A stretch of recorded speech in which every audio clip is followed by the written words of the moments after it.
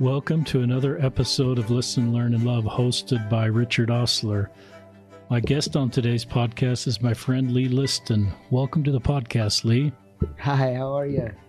Really good to have you. Lee is someone I met when I was a YSA bishop. Lee was one of our YSAs, and I heard him bear his testimony and speak in church, and is a great man. And Lee has agreed to come on the podcast to kind of update me and all of us on his life since I was released as a YSA bishop and Lee moved to Provo. But just to give you a little background, Lee served a mission in the Philippines and had a great mission. Lee's been home for about 5 years, Lee. Mm-hmm. Lee is 26. Lee is not active right now in the church. And we're going to talk a little bit about that because many wonderful members of our church, after serving missions, have become less active. And so we're just going to talk about that stage of his life. And I'm not really going to turn this into a bishop's interview, just two friends talking a little bit about Lee's journey so that we have better perspective. Lee is what I would call a little person. And so Lee, tell us what a little person is, Lee. Little person is just kind of a broad, verbatim for, having dwarfism. It's kind of a more understandable term that way. So when you have dwarfism, like I have achondroplasia, which is a type of dwarfism. Peter Dinklage is, if you've ever seen Elf or Game of Thrones, the famous guy on there, he has the same type of dwarfism. So as far as that goes, when you have it, it's a term for having dwarfism.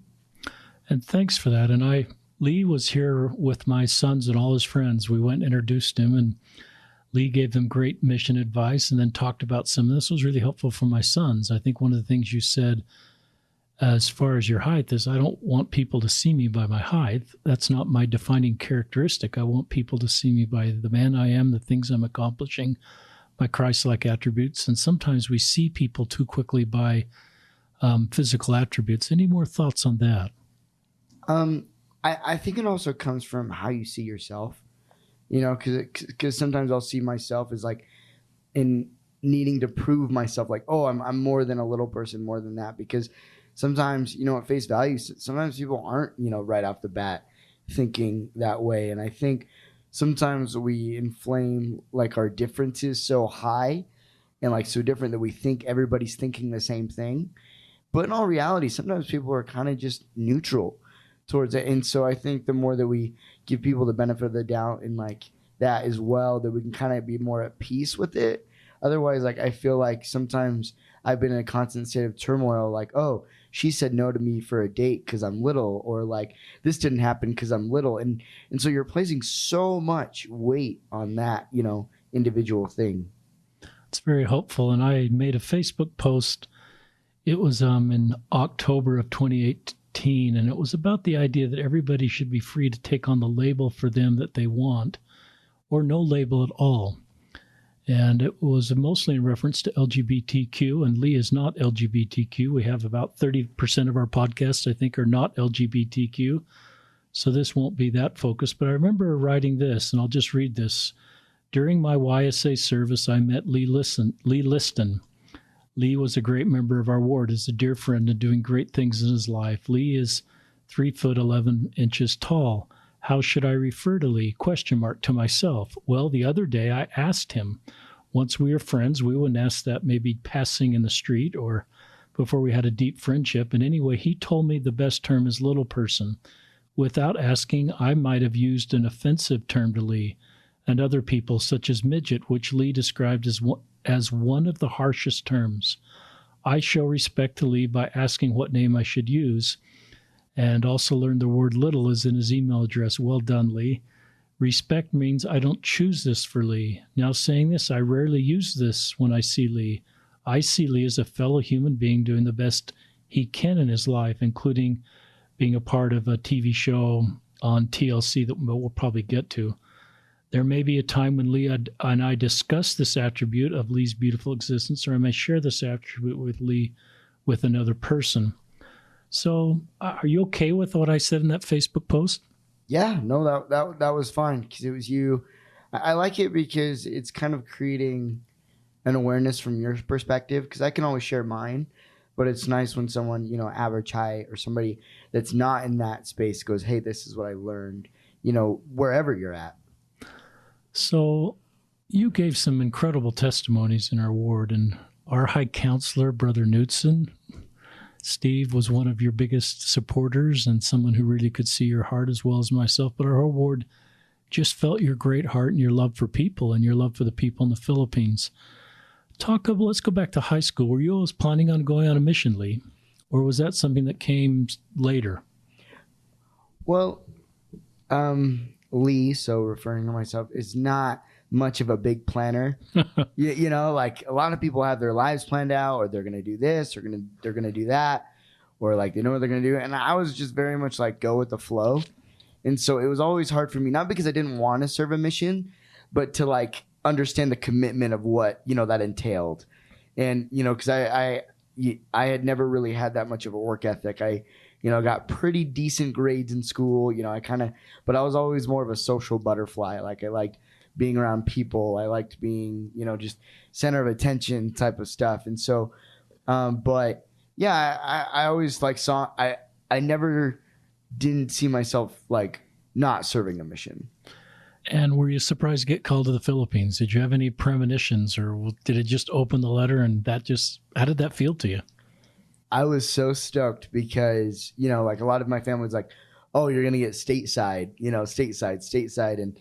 And I don't know, like, and then like opening up and like saying like Tagalog, like versus Tagalog, and just saying that it was just so cool, just to be going to a foreign country with a language I had never heard of. Tagalog. Yeah, Tagalog. And like I had never heard of it before. Say the name of the language correctly, because I just mispronounced it. Tagalog. Okay. Yeah. So like with just really quick with Tagalog, like you just say the vowels are the most important things. So as long as you read them and you like, if you were cut Tagalog, you just say words after vowels, and then you can read Tagalog like that. And so you went to the Provo MTC, mm-hmm. And any visa problems, or you just go straight to the Philippines on time? No, it all worked. I mean, I got my visa on time. I had my, everything worked passport wise. It was all pretty, straightforward. Do you have American companions or Filipino companions? I'm like trying to think, but mostly all my companions were Filipino. I really didn't get any Americans. I only had like one or two American companions. And tell us the name of the mission. It was originally the Baguio mission when I got called. And then while I was out there, they split it. And then it became the Baguio mission, was more in the north. And then I stayed in what was called the Urdaneta mission. And so that's the mission I stayed in. Now, this is a question you're not going to like answering, but if I had met some missionaries in your mission that got to know you really well, that loved you, and I said, tell me about Elder Liston, and I sense people really loved you in your mission, what would they say about you? What was kind of your MO or your unique characteristics or your unique Christ-like attributes? Like, how do they feel with me as a companion? Yeah, or like just being on the other side of the coin, or just kind of what I think all missionaries have gifts in their mission, and some are known for teaching, some are known for obedience, some are known for building up every single companion, some are known for this or that. It's kind of the Christ-like attributes of chapter 6, I think. And so, what do you think were some of your strengths from your mission? I think I was like thinking about it because honestly, I kind of understood the question, but I was really trying to like really land on something that was like secular and individual. I think I was kind of an ambassador for a lot of Filipinos, because a lot of Filipinos did not like Americans especially Filipino missionaries, because they kind of felt like Americans were kind of stuck up and full of themselves and thought they were better than the Philippines, because like a lot of the Philippines, it is third world, but it has kind of like it's kind of an impoverished America in a way, if we're being honest. And so for Americans to come, they can kind of be a little stuck up, and so it can kind of be hard for Filipinos to open up about that if you really want to connect. And I had this conversation with a lot of Filipino missionaries, companions, and just they really opened up about it. And a lot of them would say, you're the first person I've opened up about these kind of things too. And I felt like I was good at connecting with people and seeing them as human beings. Because I think sometimes when you get on the mission, like you start to see people as like robots, or like this is what a missionary is and you should fit that mold. And we don't celebrate people's uniqueness just because it's hard, because we kind of have to be obedient, in order to fulfill a standard. But also we want to like love people as individuals and not just missionaries. I really like that answer, Lee. And I was a missionary in England, and there was probably more economic parity. And I had an English companion who was very well educated. So there was, and don't want to infer that Filipinos are not well educated or anything. I want to be careful there, but I would guess most American men and women go to the Philippines and do have just what you said. And there's something about the gospel of Jesus Christ that says we're all equal and we all should learn from each other. And we need to have the humility to be able to understand, what are the Filipino people going to teach me? What can I learn from this Filipino companion that may have less education, a smaller bank account, be a convert of 6 months? I guess you can't serve a mission if you've only been a convert of 6 months. You maybe have to be a year. Yeah. And didn't know the scriptures as well, didn't graduate from seminary. So it'd be easy for me as an American to sort of think I'm going to lead here, versus what you were able to do is try to be a bridge and be an ambassador for the Filipino people back to the Americans, and sort of be a bridge to see their goodness. Is that a fair thought? Yeah, I didn't like it when people like use their materialism to kind of impede the value that Filipinos would bring. Because there's so much to learn, from people in different circumstances. And so if you can kind of like break down your walls and say, what can I learn? Kind of like what you're saying, then I feel like it allows for a lot of emotional growth and perspective. That's really cool. What in you made you be able to do that? Is it about being a little person, or is it completely separate from that? I want to say that being little is an opportunity to practice that ability, meaning like I don't think it all comes from being little, but I think, being little, I've had to explain myself a lot. Like when I go to somewhere, I'm a lot different. And so people ask me questions and things, and I have to, become articulate because I have to know what I'm talking about. And I feel like I've always had an innate understanding of people's auras, like, which is kind of a good and a bad thing. But I can kind of just get a sense of who people are and like what their goals are, and like just like through their emotions. I don't know what it is, but I can just connect with people pretty quick, and people open up to me pretty fast. So even though like I felt like level 1 would be an American, just because I understand the culture, and like going to the Philippines was kind of level 2 because I didn't understand that culture yet. But once I did, it was really easy for me to like navigate a conversation, connect with somebody, understand their wants, desires, and what, who they were as an individual. I like that answer. And if I'm paraphrasing that answer, because you have a lot of attributes, so I don't want to keep going back to you're a little person. Yeah, no, it's fine. I'm sensitive to that because you have lots of attributes, and that's not your defining characteristic. But it sounds like that attribute, because it's so visual, is that growing up, you've had to have a lot of conversations about sometimes difficult things, and sometimes conversations that are probably not very kind. And that's developed an ability for you to communicate really well about complicated things, and maybe to be kinder to other groups that have a more difficult road. Is that fair? Yeah, no, I would totally agree with that. I've never asked you this question. Do you ever talk to God about being little and ask him why he created you this way? Yeah, I do. I mean, now that I like think, I think what I've asked God for a lot is kind of more peace, because I feel like when we all pray, like we pray in the storms, right? Like we need the storm to stop, whether it kind of be an emotional setback and mine being, around my size or anything like that. And I don't know, like it's like purpose is such a hard thing to grasp because we have the ability to do so many things, Like, and I have so many different hobbies, talents, and the kind of like my size kind of amplifies it. I mean, I was just a guy that lifted weights, and we don't have to talk about this, but like the being featured in a lot of, fitness things. And I'm like, what makes me cooler being buff than that guy over there who works just as hard, maybe harder, so it's kind of, I don't know. I think about things really big picture. Good. And then that's kind of like how I think of it. And so like kind of going back though, but to kind of like come back around to answer your question directly, I don't know. I don't know.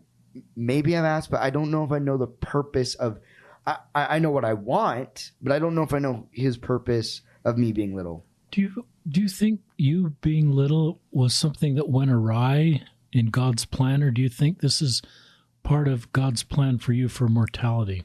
Like, are you saying, like, did he go, oh, whoops? And you just know. Did he go, no. Did he do a fault head plan and go, oh no, Lee is little?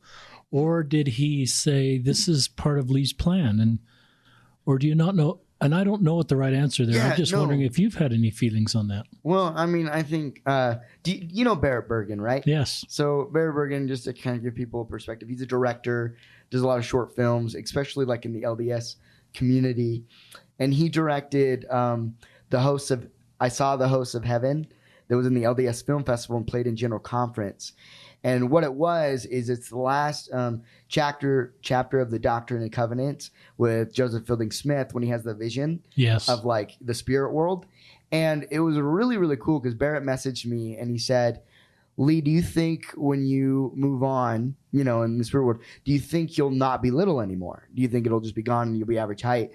Or is like that what you would want? And he said to me, he goes, no, sorry. I said to him, I was like, nah, I think I'm okay being little. I don't think I think at first it might be liberating in some capacity, but honestly, like after that, I think it would just plateau and I just feel like anybody else. And so in that video, he featured me as a spirit in the spirit world, which is really cool because, it was like me as a little person in the spirit world, not a fixedly in the spirit world. I like that. So do you think in the resurrection you'll be a little person? That's so hard to say because I don't know how much God's will plays into all of this. Because like I can give you how I feel. Like once again, I don't mind being little, but like it's okay for me. But if we talk in the aspect of what God wants, like I think that's going to be like a conversation. I think God's going to be, this is what I want for you, and I want you to be little. And I think there's going to be a conversation about it, and then there's going to be a decision made. And then I'm going to get his point of view. He's going to get my point of view, and then we'll come to that. I don't think it's that black and white. I think we look at ourselves like Henry Ford, cars going like Henry Ford, where we're just, but it's a lot more. I think it's a lot more broad and open than that. I really like that answer, Lee. It's a very thoughtful answer. And I go back to the resurrection to me is based on hope that whatever our brokenness in this life will be healed.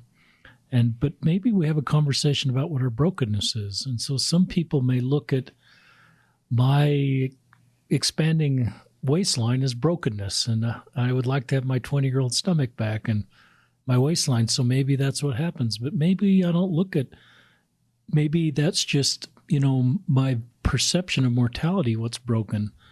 And for our gay brothers and sisters, and I've had a lot of podcasts talking about this, and I realize you're not LGBTQ, but some would love to be straight in the next life, that they don't like this about them.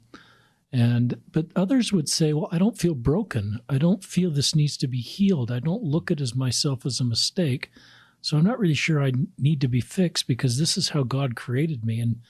And it's more complex because in a way, it's just more complex. But I love your kind of parallel answer is you don't know. And you maybe don't look at yourself as broken or need to be fixed and a mistake, but this is who you are. And I love that you're going to have this conversation with God and kind of figure that out. And you don't need to have that figured out right now. But I do love the idea that you don't feel you're broken.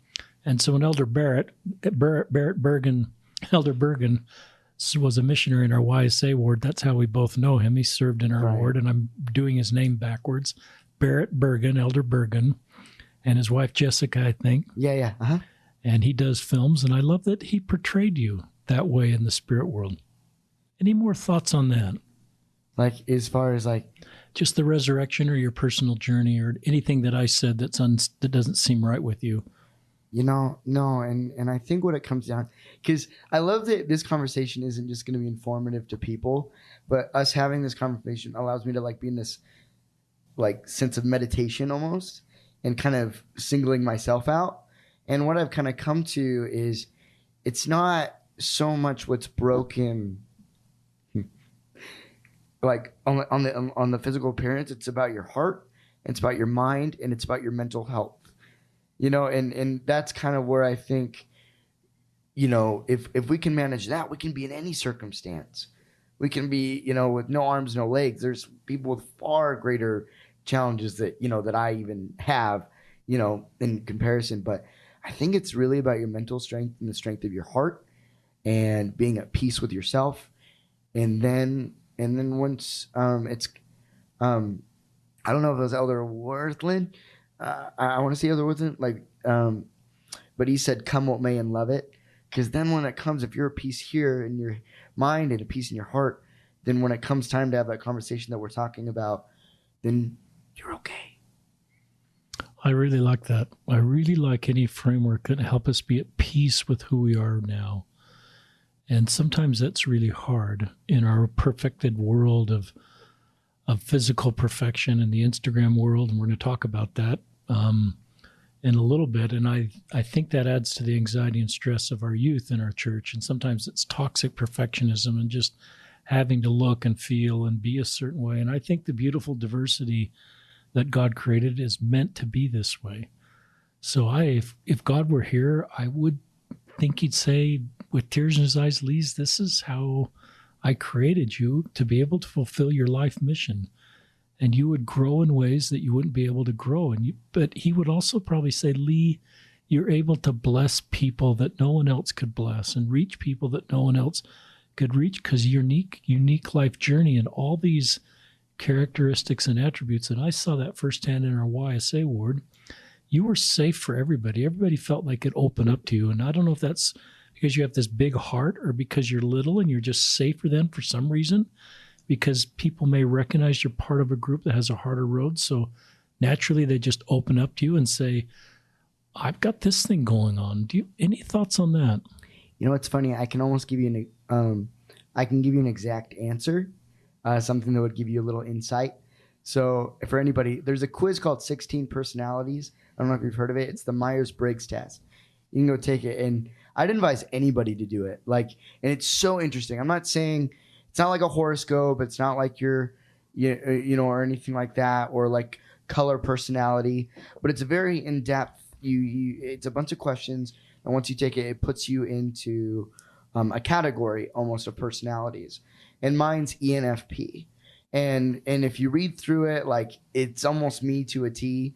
It's pretty scary and almost uncomfortable, but not because of the strengths. You're like, ooh, I like that. But then you read weaknesses and it's like, ooh, I have those weaknesses too, like inability to focus on long-term things or things like that. And not to generalize it or not to make me not special, or like who I am. But I have, in that personality type, you have a natural ability to connect with people. You're very, you're generally pretty popular, generally social, really. People open up. You tend to see things of driven. You want to be alive. And because you have a drive to care about what people are driven for. A lot of times when I go on dates or meet girls or anything like that, I don't like to ask what's your favorite food or anything. I'm like, what do you crave? What's your big passion? What do you love to do? And sometimes it's a pretty deep question, but it's an open-ended question. I love that because she can't answer that with a yes or no.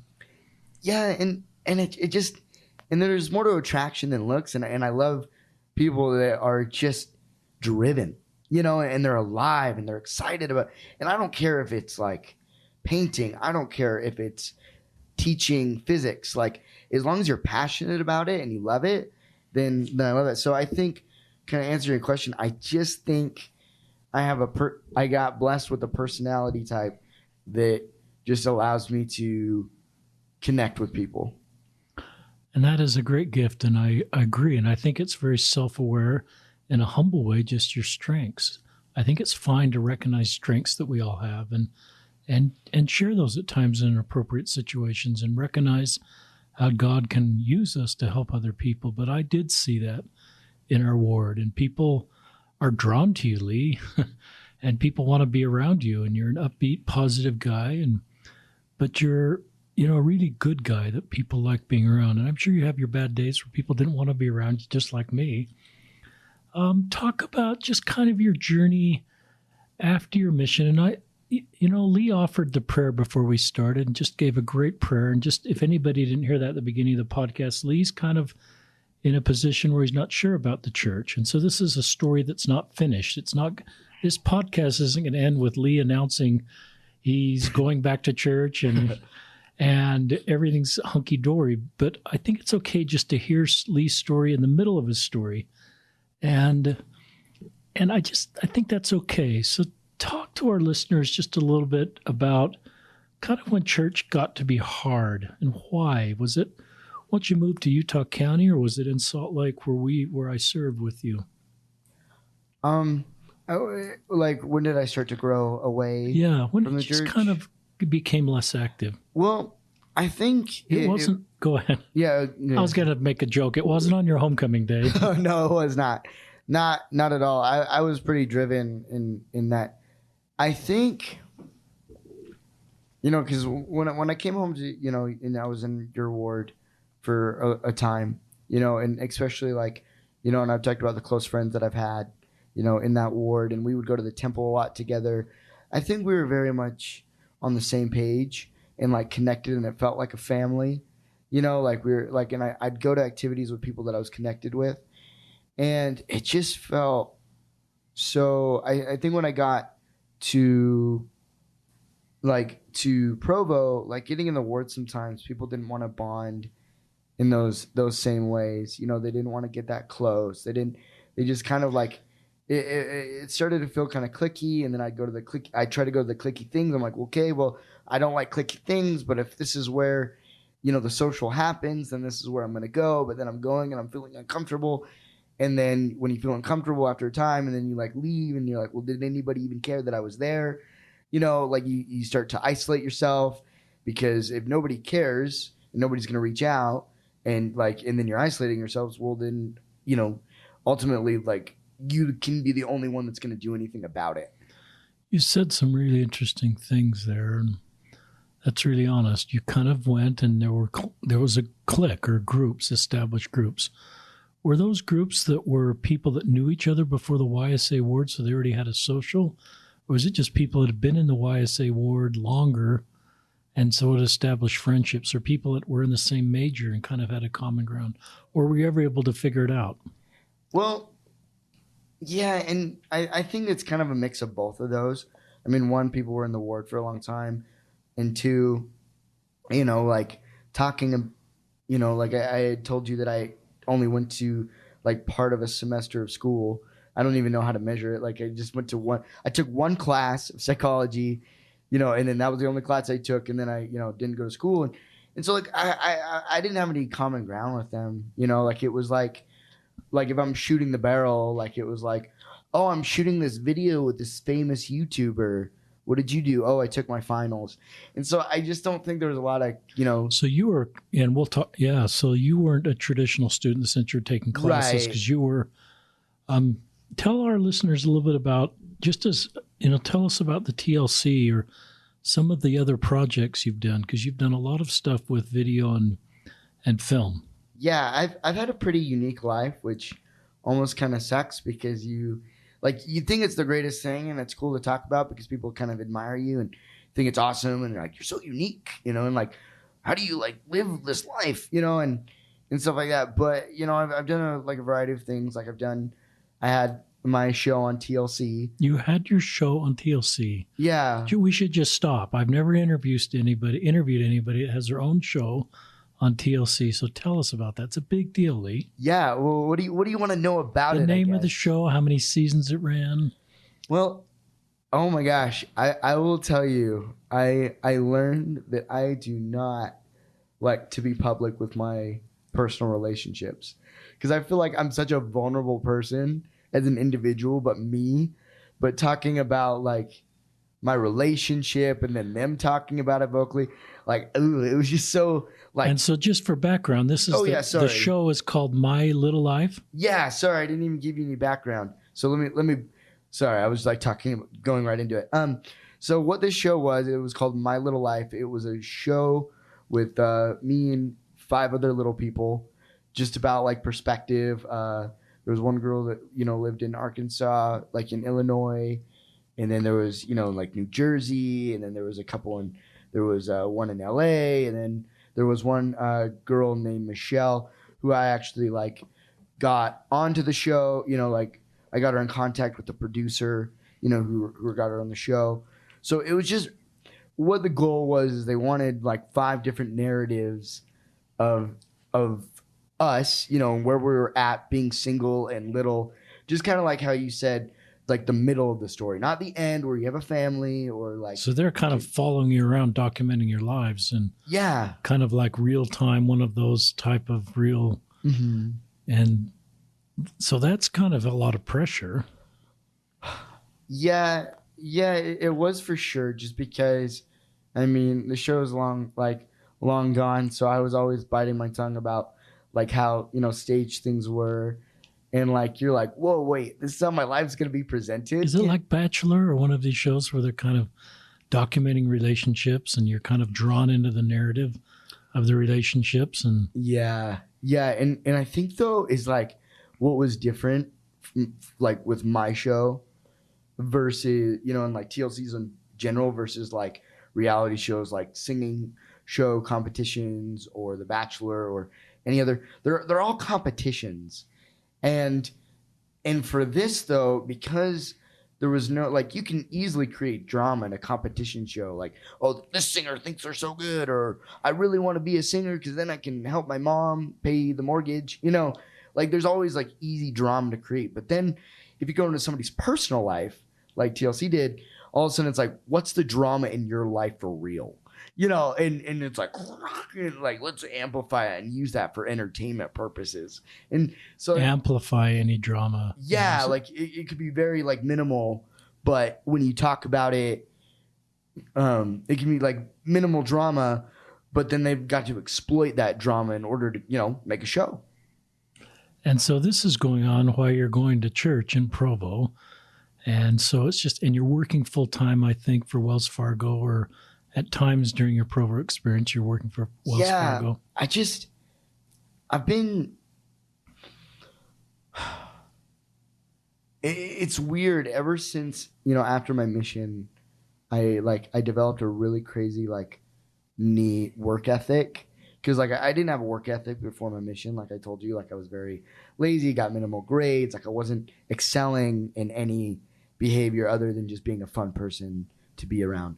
And then I got home and I became so like goal driven in everything that I did that it became hard to balance like just having a normal social life and going for my goals, because I'm like, well, if I'm entertaining my social life, am I wasting time right now not pursuing my goals and not knowing how to balance that, and then having nobody to relate with, and so I'd have to I felt like sometimes I'd have to mold myself into what was comfortable in the room, and everybody's talking about school. I was like, well, I'm not going to school, and I'm not really just casually dating, and I'm not this or that. So I'm like, how do I just sit here and hang out? And so it's kind of it's always been hard, and I don't know why. But I can develop deep relationships with people at the gym or any other place. But a lot of times, sometimes in war, it's always very surface level relationships. Unlike the ward I was in with you, where I grew up with those people, and it was different. But when I came into here, it's just weird to bond with people. Because I don't think it just starts at you stop going to church, you stop going to FHE, you stop going to Institute, and you stop doing those things, and then that kind of evolves into well, I'm not going to this, I'm not going to that, and then I stopped going to kind of church off and on, and then all of a sudden you fall out of love where you don't recognize this church that you used to like be driven and loved and, you know, gave testimonies of, and you were passionate about, you were getting people to like share, you know, like their experiences and love. So yeah, it was kind of hard. It was just kind of a weird experience. One of the things you said really interesting is, if I leave, no one will notice. I don't think you said exactly like that, but it was sort of like, you know, if I quit coming, I'm not sure anybody will even know I'm not here anymore. And how isolating it is. I find when the YSAs are isolated, it's just harder because you just don't have as much connection to the ward. You don't have as much desire to do what's right. It can be really isolating. And then you have to turn to other things potentially to sort of fill that hole.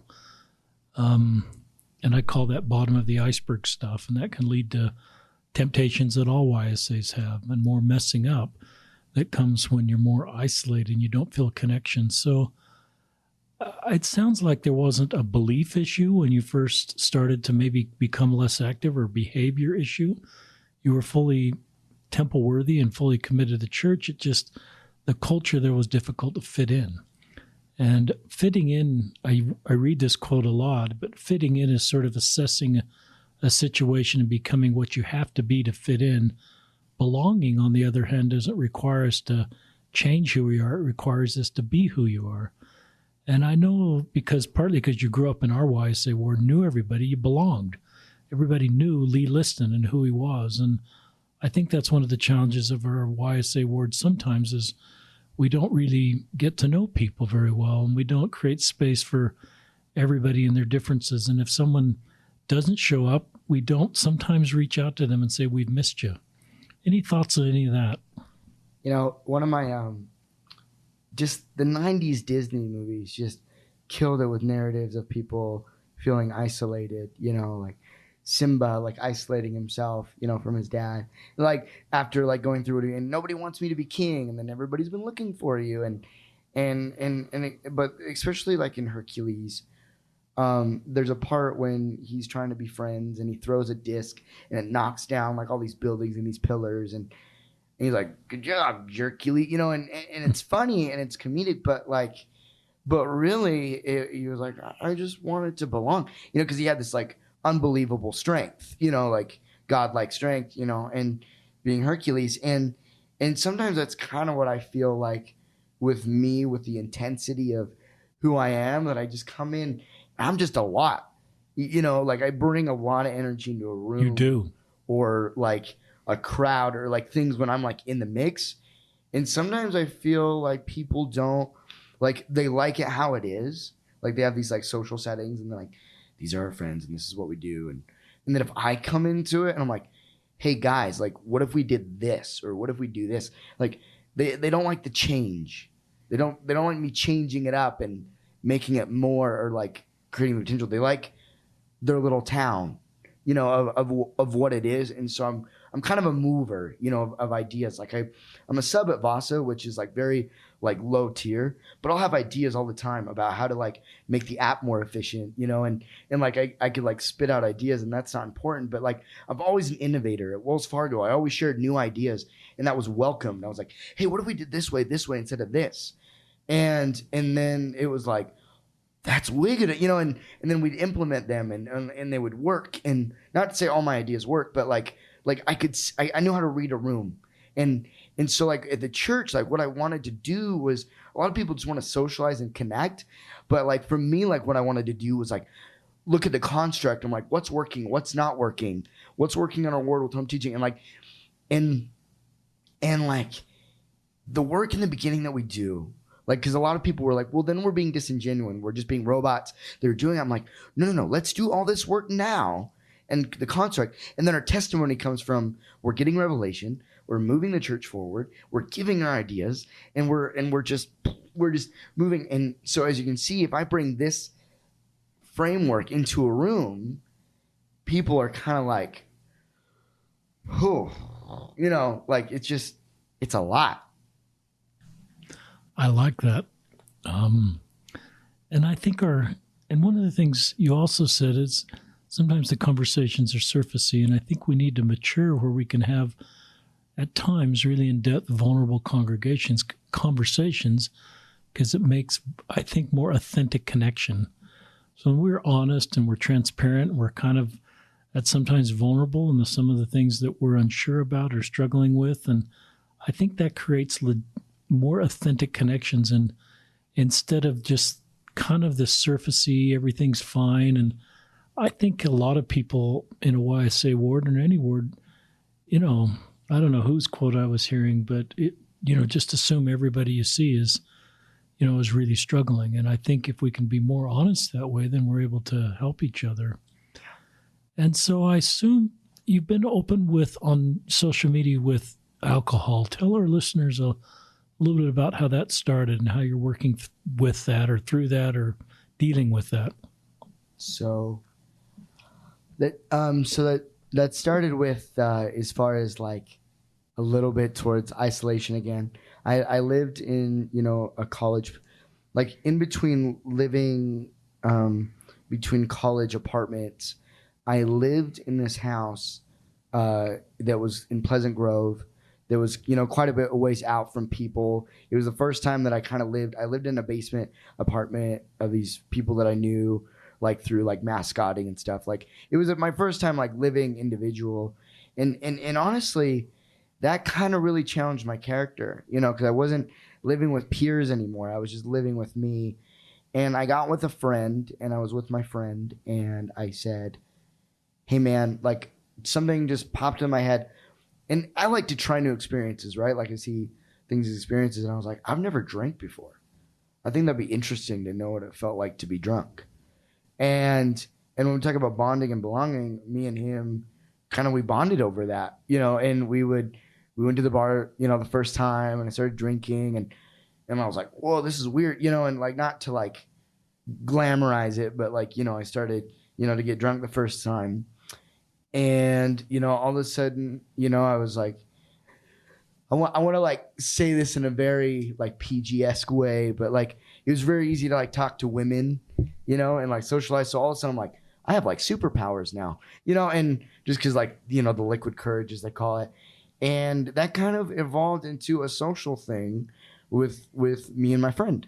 We would just do it all the time. We'd go to Salt Lake and do it. And, and just kind of became like a thing that I did. And no one was involved in that. So like I could still have my church friends, but this is what I do in my secret life. But, and then which kind of turned into, like, how you kind of like push the barrier little by little, which I was like, hey, well, I'll only drink with my friend. Okay, I'll only do this. I'll only, but then like you're pushing that until I'm sometimes sitting, like I've been sitting in my apartment, alone watching Netflix, drinking, just to get a buzz and then to get drunk and it became like a habitual thing, like on and off and like not very driven and like it was just it's another way that I isolated myself from the church because I don't know how to explain it, but it was just another way that I isolated myself and indulged in that behavior. Thanks for being so honest. It takes courage to talk about that. I've admired you being pretty vulnerable on Facebook. You could go find Lee Liston, Liston, on Facebook. And at times as I scrolled through your Facebook feed, you've been honest about your own, working with alcohol. And I didn't look at that as rebellion. I didn't look at it as you're trying to draw attention to yourself. I just looked at it as you being really honest with where you are in life. And I thought that was okay. And I thought what you've said was okay. And so, it's hard for me not to go back to your being your YSA bishop. I realize we're in a podcast, but, I think whenever we, experience things in our life, we have to sort of say, what am I learning from that? And where do I need to go forward? So I think you could feel tremendous shame because you're now engaged in a behavior that it sounds like you didn't even have before your mission. No. So shame is this feeling that if you look in the mirror in the morning, Lee, you say, I am bad. and versus I did something bad. So that's a big difference between I am bad and I did something bad. So I would hope you still look in the mirror in the morning or in your tenderest moments and you still say, I am a child of God who is worthy of God's love, and the core of me is still really, really good. And nothing's changed. And yeah, I've got this thing going on with alcohol.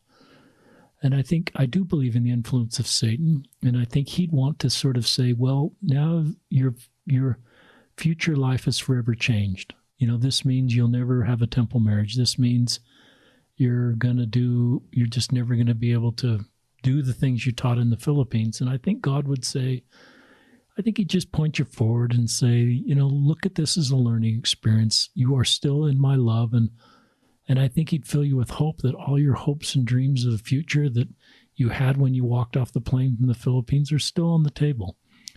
And you're not sitting across me at age 58 saying, well, I just spent 30 years in this space of alcohol and whatever it could lead to.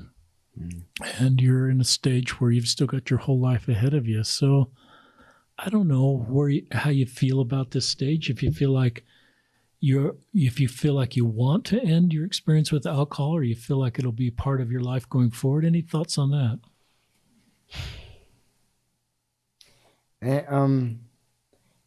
I think I got to a point when I started to not feel anything, and I think it came from enjoying the substance to abusing the substance, and where I didn't kind of feel a lot of emotion towards things, and I don't know if I want, because once again, I don't think of stuff long term, and I should, because that puts things into the real perspective of where do you want to be and stuff, and what this will do, versus I'm always so in the now, in the moment, that I don't think of that over time. And so you ask me, it's kind of weird because I'm trying to think of where it fits into my equation. And I think it comes down to a hope behavior, because I don't want to get too personal for her sake, not myself. I'm fine being open, but I don't would kind of keep her a little more private. But I dated that girl for 4 months, and that was such an amazing relationship, and it was so cool. And I was like, okay, cool, and we're gonna get married, and it was here we go. And it was a mix of okay, I'm proving myself that I am gonna get married, to everybody, but I'm also proving it to myself, and but I sometimes I just didn't accept that I was just in love, I just found a partner. And I think for me, it's to answer the question, it's I have to have a why, if I when I'd work out a ton, when I went crazy, I auditioned for the Titan Games. It was a show on NBC, and with The Rock, and I wanted that. I had a why of to curb alcohol, and it was easy. I'd go to sleep every night, wake up every day, motivated, doing 2-a-day workouts, getting really, buff or, lean and stuff. And then once I didn't make the show, it was I don't really have a why anymore. And then I was okay, I'll get into bodybuilding. And then I was doing bodybuilding, and then I got sponsorships and from, those fitness things. Then I'm well, if I don't need to do the bodybuilding in order to earn the sponsorships, then why am I bodybuilding? Okay, well, sounds like I don't really need to, and so it was just kind of frustrating. I always need a why to what my goals are. Otherwise, it makes it very hard for me to justify just being nope, not going to do it just because, or I don't know. I want to come back to the why, but tell our listeners how you got 20,000 Instagram followers overnight.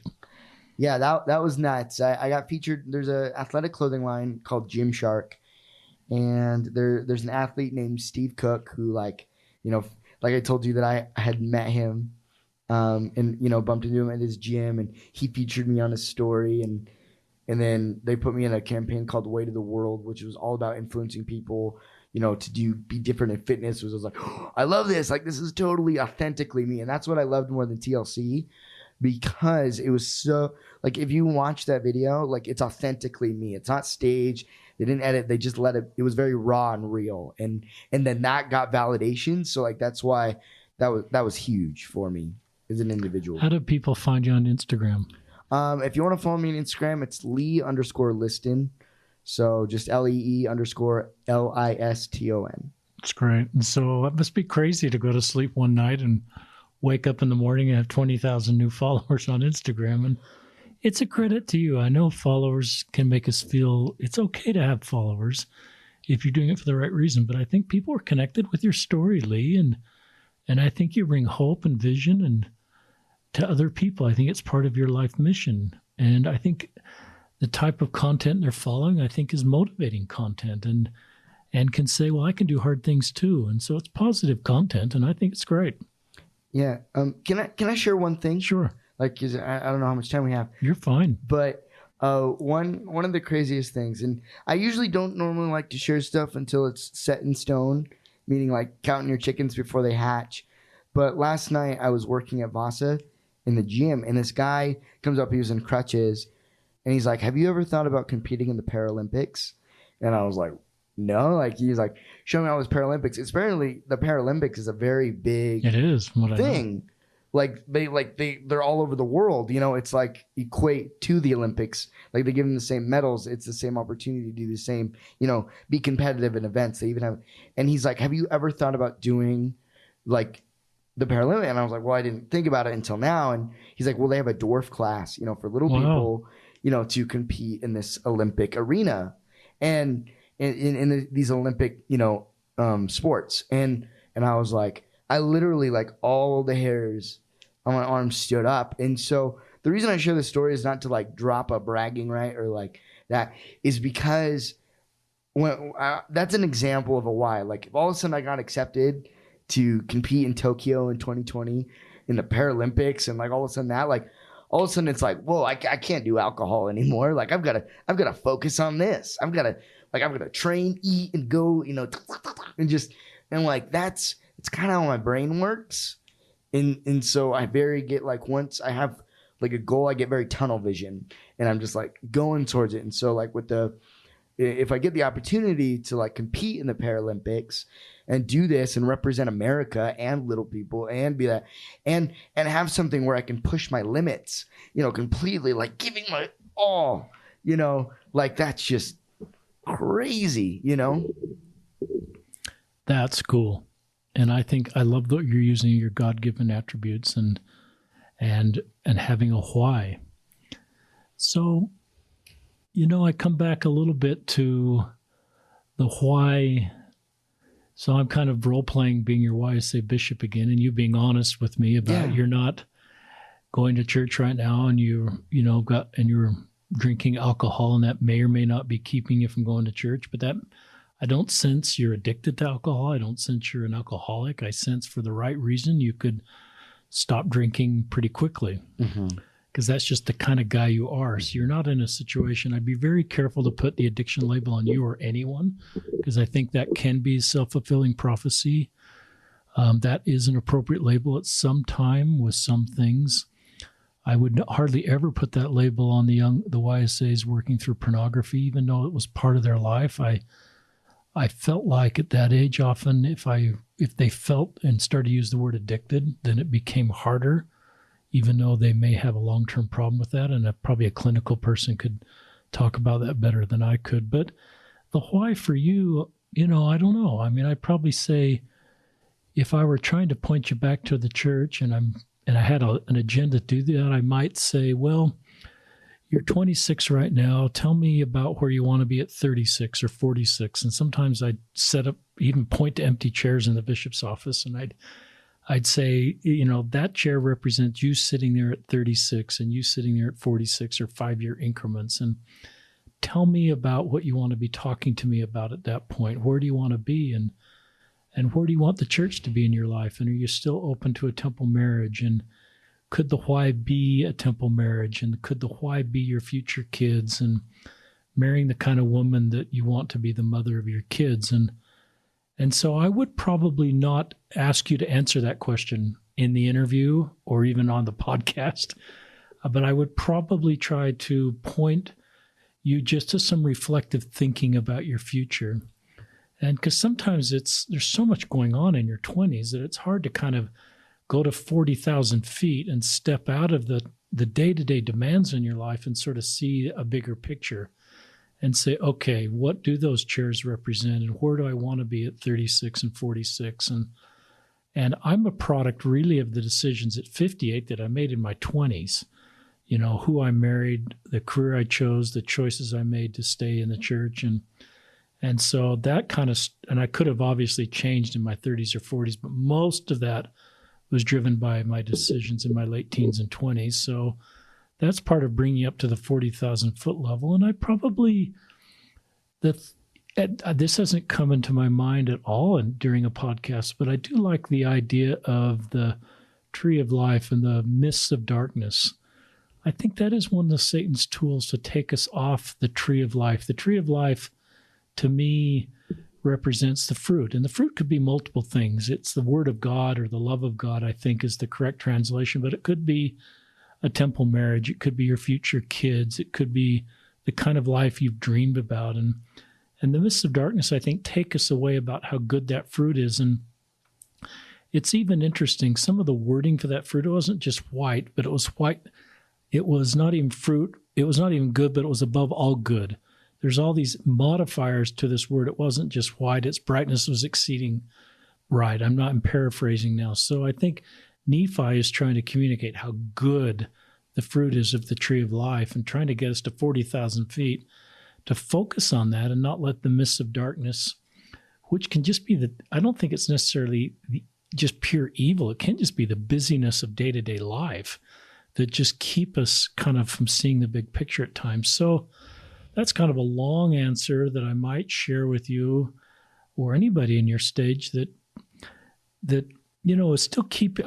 When we started this podcast, I asked you before you prayed, I said, are you still keeping the door open to a possible temple marriage? And you said, yeah. And that was kind of a good question for me to kind of get a feel for if this, even though you're not active right now, if that door is still open. And when you said that, I sort of think the door is still open, but I'm guessing you're not quite sure if that's going to ever happen or is possible now. But I liked you being honest with that door is still a little bit open. And I think a lot of people that aren't active in the church, that are single your age, would give the same answer. They still sometimes know how to reopen that door or activate that path to become more of a reality. So now I've spoken for 5 minutes. Any thoughts on any of that, Lee? I think what I wanted to do in what I wanted originally, in different stages, because I'm like, why is the door still open for me? Why haven't I just shut it? For a temple marriage. Yeah, for a temple marriage, but also just to the church in general. Like, I know I'm not going, but I could easily go back.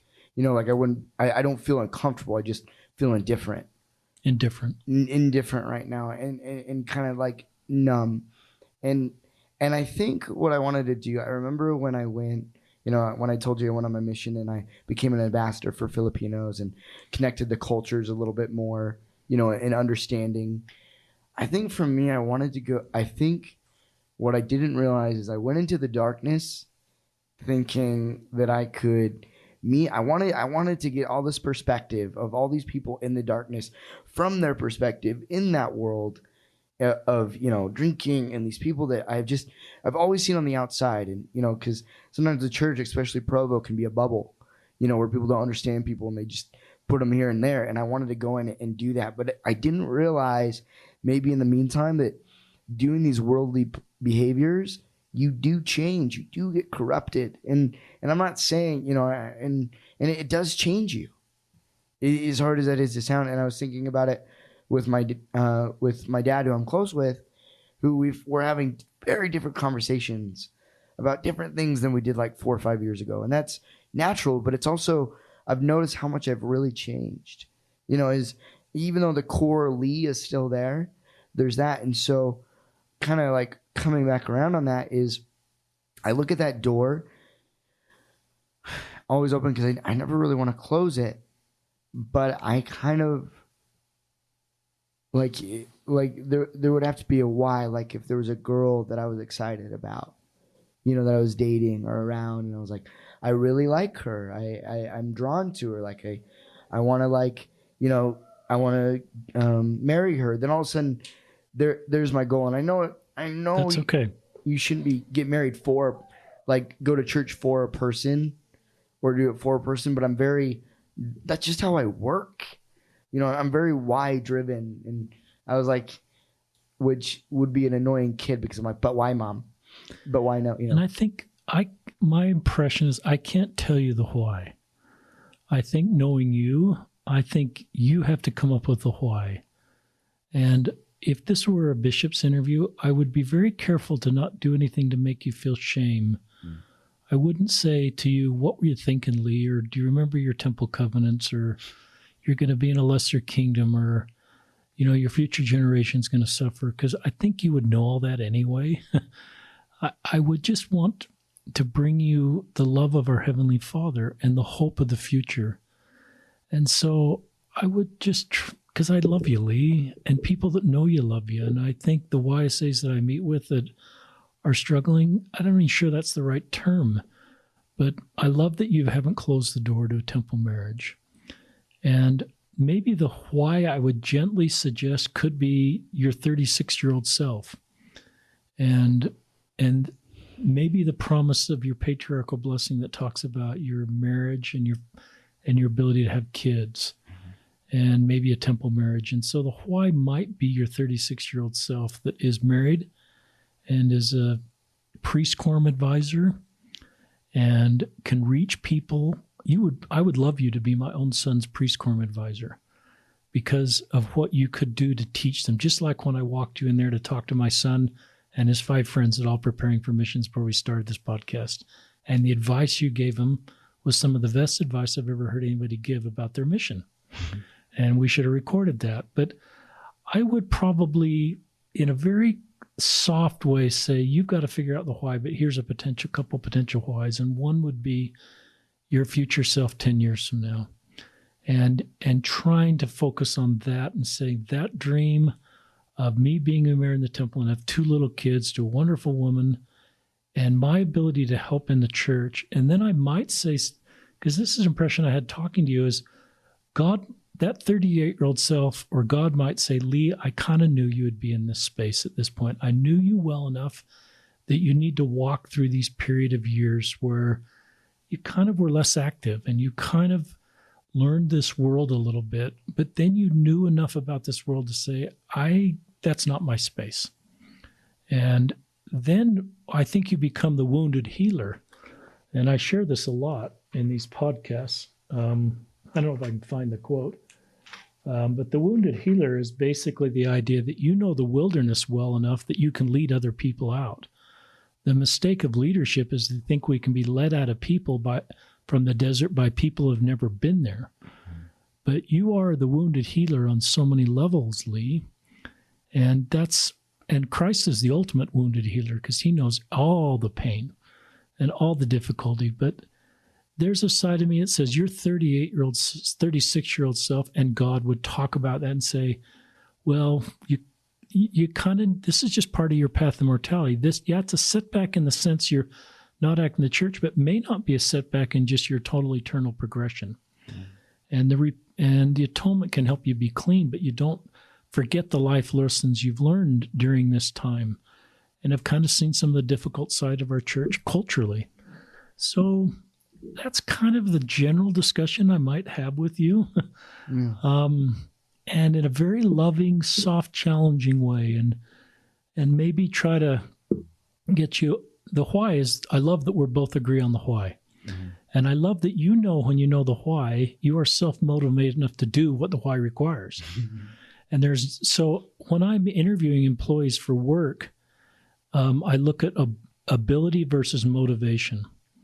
And I'd rather have somebody with less ability and more motivation, because somebody that's motivated, you can teach ability generally. Mm-hmm. You have both. You have some great abilities, but you are very motivated. And that's a very difficult attribute to activate in people that don't have that. And so if I were your bishop or your life coach, I would not need to have a conversation about motivation with you. And so if you can get the why, there's no question in my mind that you have the motivation to do the why. And yeah, I'd love to see you at 36, message me on whatever social media exists in 10 years from now and say I'm got, a couple little kids and I'm teaching the priest quorum, and you would relate so well to the youth in our church and to other groups. So, but I don't want to put like a lot of pressure on you, just some gentle thoughts. Any thoughts on any of that? Okay. So, have I crossed a line in being too prescriptive? No, you're fine. I don't know. Like, some people are like really uncomfortable with this level of vulnerability, and I just don't mind, and like I realize how weird it is when I talk with people who aren't that comfortable with it. I'm like, oh, this is kind of not normal. But for me, like, I love to be utilized.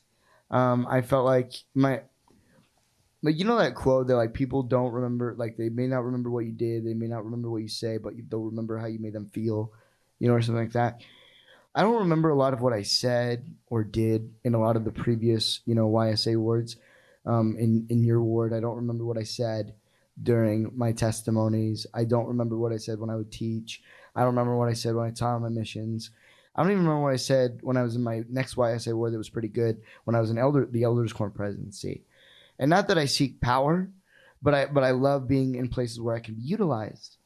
And I think what happened is I kind of felt like at times underutilized in my wards, especially like by my bishop. Like, oh, okay, I don't know if I want to like put him on the spot or like say his name, but one of my bishops, it was always just very like black and white, like talking about things like, oh, this is who you are, but your stains kind of cover my ability to see how you can be utilized. But I was like, but one of the things, if I can share this, I hope this isn't too vulnerable, okay, like with closed, because this is between you and me that happened.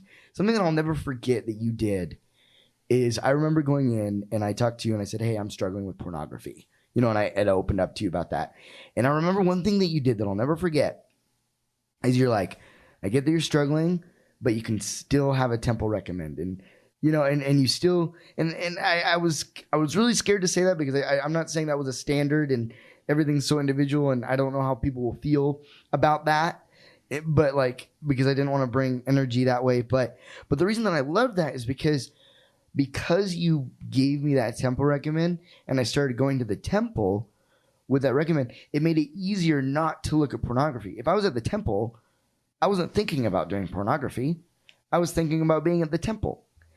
And I think sometimes when we say people can't do stuff or they're not worthy of certain callings because of certain, transgressions, like such heavy words, but like transgressions or, issues or sins, like we don't allow people to get busy. Because if you're like, you can't do this, sorry, when you get better, come back. And I'm like, but idle hands are the devil's playgrounds. And so like, why not get people busy, get people going? And so all they're thinking about the work. And then when they're doing the work, they don't even care about the sin anymore.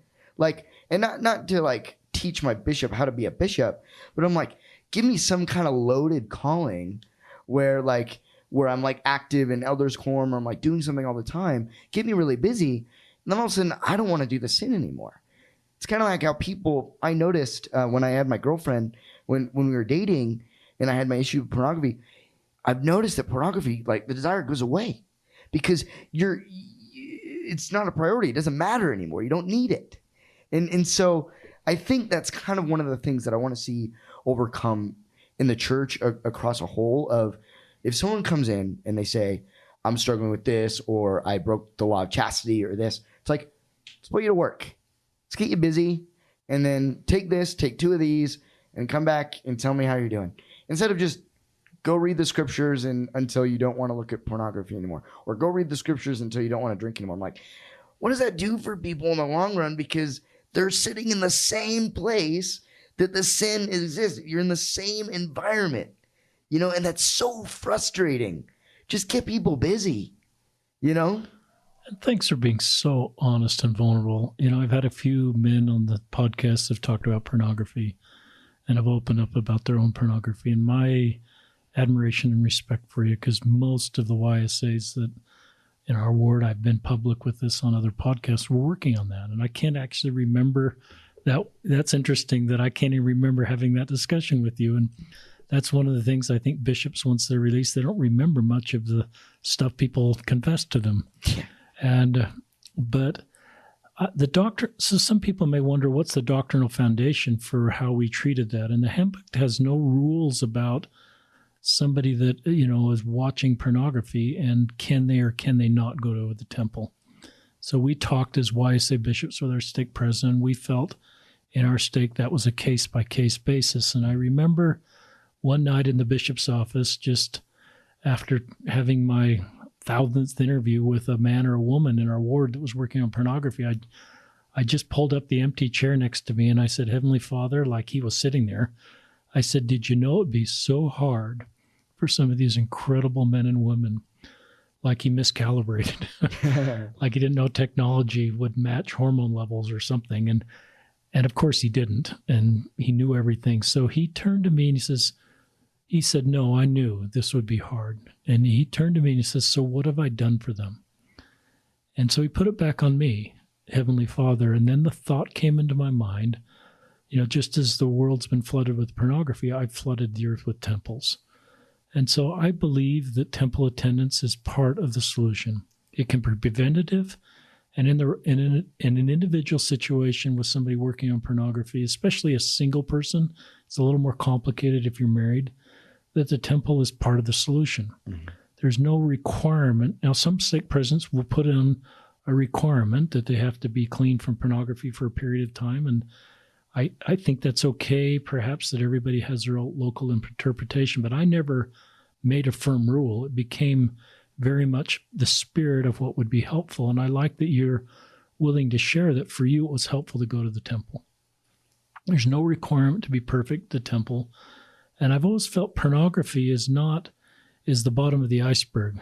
It's not, so the top of the iceberg is where the pornography is, the water, the ice above the water, but often for pornography, it's what's going on at the bottom of the iceberg, and often that's loneliness, stress, anxiety.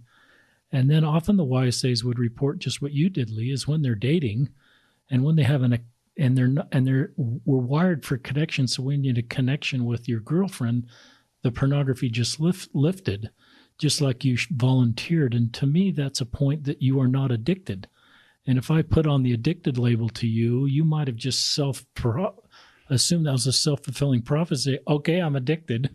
This is going to be really hard to get rid of, but then it lifts from you. And so then I think you can then better understand the bottom of the iceberg is you need connection. You need to feel involved. You need to feel wanted. You need to feel needed in a singles ward. And I'm thinking of President Hinckley when his advice to new converts is everybody needs a calling.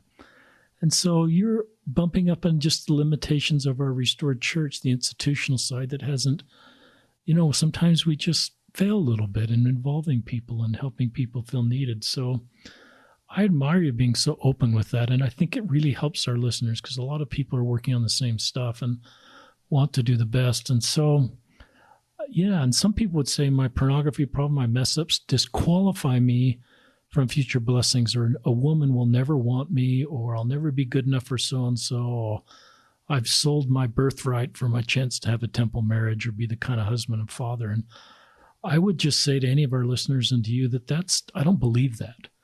And I really don't believe that. And so I don't think anything you've done or any of our listeners have done, I don't think you should sort of prescribe, say, now my path is different going forward, and still have hope that you can have all the dreams and hopes. And it's easier if you're working through this in your 20s than my age in your 50s. Mm-hmm.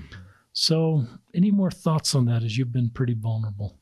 Well, I was trying to figure out what your secret sauce is a bishop that you did so well and you continue to do so well in the community, and learn, like to the point that you created a podcast and interviewed hundreds of people, from different people. I'm like, what is it, a secret sauce? And I was kind of thinking about it is you're about empowering. And it's funny because I feel like when I see some, bishops is I see dominion. They have a dominion and they have these weapons of I can take away this from you and do this and do this and do this in order to make you better. But instead you go around the other way, and he said, how can I empower you, to be the best that you can be and want that for yourself, but not because it was imposed upon you. And that's something that like I'm thinking about, because I think we can't change the gospel, right? But you were doing the very same thing, right? Like of, getting people closer to God, to getting temple recommends, to getting temple marriages, and and now you do work with the LGBTQ and your voice, and it's different, but you have the same goals, and you're on the same team as every bishop and every ward, as President Nelson, all the way down to a deacon's quorum, and so I think, like, I would love to get that empowering thing and kind of have almost like, I think you do good not to teach bishops how to teach the gospel, or not to say, let's lessen the blow of certain sins, but like some kind of training going out that we're empowering individuals to be empowered in the gospel, to be like, not to go in, so that way if anyone comes out, and goes to the bishop like, hey, just to let you know, I am gay, but I'm not, I don't hate it. I like, this is where I'm at. Just letting you know. It's like, okay, well, what do you want out of the gospel? What's your goal? And then we empower people, and then it's like the teach, like the classic, like, give a man a fish, he's fed for a day. Teach a man to fish, he's fed for life. Wow. It's all like about and like empowering and enabling people to find their whys on their own. It's really good, Lee, and you're very kind and very insightful, and I hope I'm able to live up to some of the kind things you've said, but you've certainly helped me. You helped our ward. You've helped me to understand as we've had visits and visited a few times since that YSA assignment ended. But I do think sometimes I just get impressions about you and what kind of a local priesthood leader you could be someday. And that could be your chair at 43. And I know that, we're taught not to talk about our sins, once they've kind of put us behind. But, it's possible that you're a 43-year-old YSA bishop, or I don't want to put any pressure on you by saying that and saying you're only will measure up if you become a bishop, because I don't think we should measure our progress in the church by our callings. And I want to sort of take that out of the culture. I should measure my progress in life by coming unto Christ and living his commandments and honoring my marriage with my wife. And I can't measure my progress as a male in the church by my calling. So I want to but it's possible you're a 43-year-old bishop of a YSA ward. And in the back of your mind, you kind of know you had this period of time of less activity and some of your own sins. And you probably won't ever open up to anybody about your own sins, but you will be able to go and where they need you to go and lift them. And I think that's, and so I think that's one of the things God, I think, would offer up to you is the why is, so instead of saying, what are you thinking? Or you're off the covenant path, or the shaming things I could say to you, I think God wouldn't do any of those. And I think he'd talk about the beautiful atonement that's available to you and then your ability to help other people. And I did find my quote. I'm going to read it now. A minister's service will not be perceived as authentic unless it comes from a heart wounded by the suffering about which he speaks. The great illusion of leadership is to think others can be led out of the desert by someone who's never been there. And so I love that, because there's so much hope in our pain, in our shortcomings, and in our mistakes, is then our ability to, as we get over those, to be able to lead other people. Or in the difficult cards we're dealt in just mortality, LGBTQ, and the different challenges that we have. And so that's kind of the beauty of mortality. And anyway, we're kind of at the end of this podcast. I've loved this podcast. I've loved the spirit here. It's been kind of reflective for me to remember our visits and kind of bring me that period of time when we served together and some of those tender interviews. But Lee, you are a great man, and I love you, brother. And you haven't disappointed me in any way with any things that have occurred in your life, as you've been open with me. And I don't think you disappointed God, and I just think you're a great man, and the core of you is good, and the core of you is motivated to do good things. And I love motivated people that need to know the why and then can turn on the why. And I just love you, brother, and I think you have a great life ahead of you. And I want to stay in contact with you and just see what you're able to accomplish. And I love our church, and I hope you find a way back, Lee, because you are the kind of man that I think helps our church becomes the church it needs to be. The culture worries me. The BYU culture can be very difficult. We lose really good people in our church because of our own unforced errors. We can blame everything on Satan, but we have to look inward and say, what do we need to do better? And sometimes our culture doesn't match our doctrine, or our practice doesn't match our doctrine. And so people feel pain at times from the church experience and the culture, or an individual leader. And I'm sure I did that for other people at times. But if men like you that are kind of more aware of that and have sort of dealt with that firsthand are able to kind of stay in, then you're part of what I hope is the improvement that I hope to see in our culture over time, because you'll be a culture breaker. And you will be, just like on your mission in our YSA ward, one of these guys that everybody's drawn towards. So I'll leave you with the final thoughts, and then we'll sign off. Well, thank you for having me on the podcast, and thanks for asking such great questions. I love talking to you because you're a big idea guy. You have big ideas, you have perspective, you see the bigger picture, and I think that's why you and I kind of collaborate, because we look at things as a whole, not as an individualistic thing. So thank you so much. I just hope that being a culture breaker, I think the glass is cracking, but I think I have to keep hitting harder and kind of figure out. And I think it's a matter of not bulldozing a bishop, but not being afraid to stand up, because if something's not working and it's just one-sided, being like, this is what I feel, and not being afraid of that, and not doing dominion, but just being who you are in the church and saying what you want, so your needs are met. That's the way to put it. So thank you so much. Thank you, Lee Liston, for joining us on another episode of Listen, Learn, and Love. And I'd like to give a shout out to Tom Garbett, who's I don't know what to call Tom, our producer, the guy that posts these podcasts up on all the platforms. And you can't donate to this podcast, but I think it's good if you like the podcast or leave a review, because I think it helps to have more people engage in the podcast. So if you have time, please rate our podcast, leave a review on whatever platform you're listening. And this is Richard Osler signing off on another episode of Listen, Learn, and Love.